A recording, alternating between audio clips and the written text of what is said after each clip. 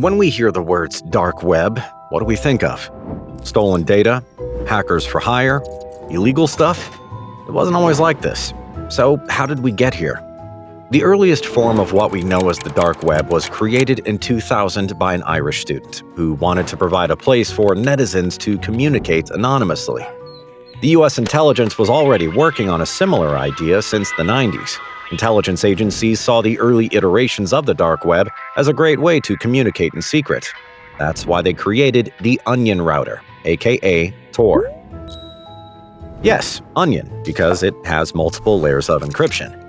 Tor is the same software anyone can use today to access the dark web.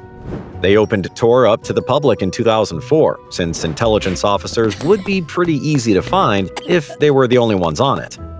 Tech enthusiasts, activists, and journalists embraced it immediately.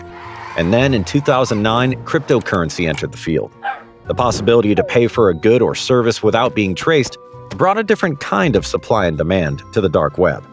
Then, Ross Ulbricht, a failed entrepreneur from Texas, took advantage of the new landscape of the dark web and created its first centralized black market, the Silk Road.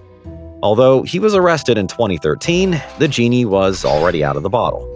Replicas of the market kept popping up, and the dark web became primarily associated with black markets and forums for illegal activities. But there are still people, like journalists, activists, whistleblowers, and privacy-oriented individuals that use the dark web for legitimate reasons. So, would you use it?